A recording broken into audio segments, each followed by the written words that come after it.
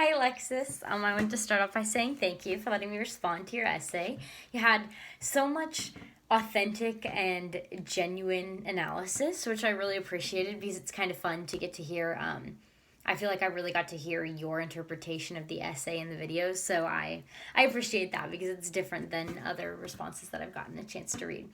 So I wanted to start off my response by saying that I think it's really cool that you've kind of accepted the mantra and the mindset of what I say is carpe diem, which is like seize the day.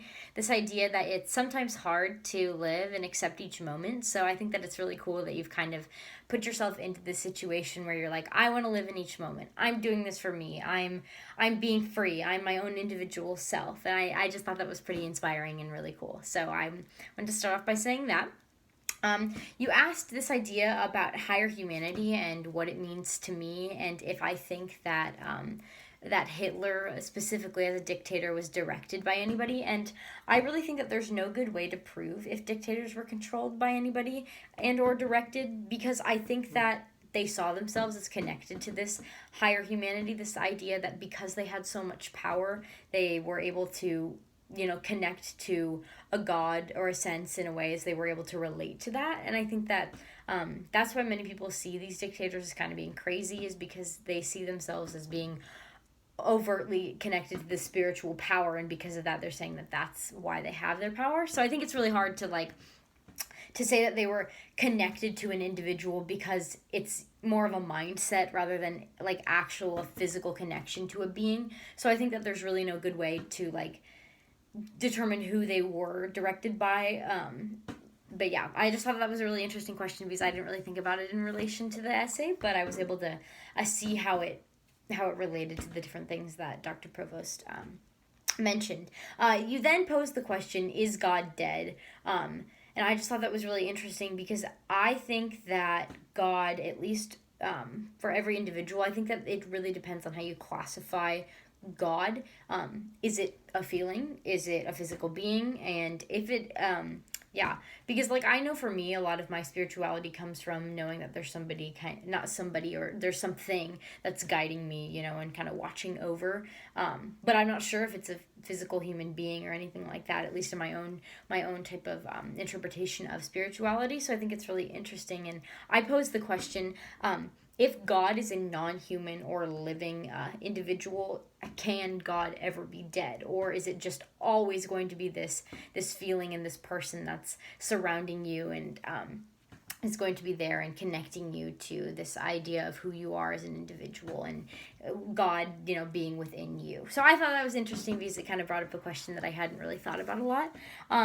I wanted to also say congratulations on being sober for such a long time and realizing that the situations you were in, your life, were not necessarily the ones you wanted to be in. I think it's really cool that you were able to make yourself into someone who is passionate about what you do, and you take each day for what it is, because I think that that's really important as an individual, is being able to see where you are in your life and being able to assess the situation and see how you can move forward and get yourself into a place that's even better for yourself. And I think that's a lot of what this chapter was about, is kind of accepting what do you need for you, who are you, and how can you make decisions that best affect yourself. So I thought that was really cool. I really appreciated getting to hear that.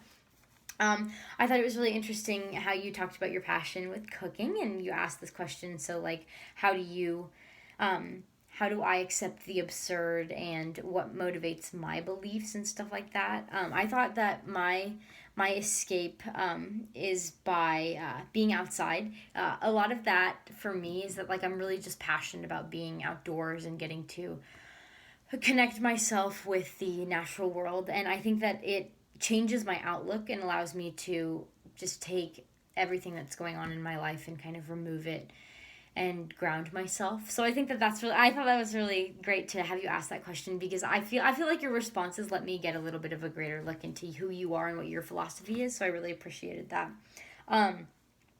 I think that you also asked a question about how individuals can better themselves and how you can be more helpful to the world and stuff like that. And I personally think that individuals can better themselves based on a lot of individual goals and finding happiness and happiness and finding structure and passion and just really taking away all those ideas of society of what needs to be right, and more accepting this idea of what's right for me rather than what's right for the universe. So I thought that was really interesting within the chapter, and I saw it within your response. So I appreciated that. I just wanted to end my response by saying I think that the way that you are talking about how you live for yourself is such a wonderful way to live your life. Your passion and being authentically yourself and taking responsibility for yourself is really inspiring. So I appreciated getting to respond to your essay. Thank you.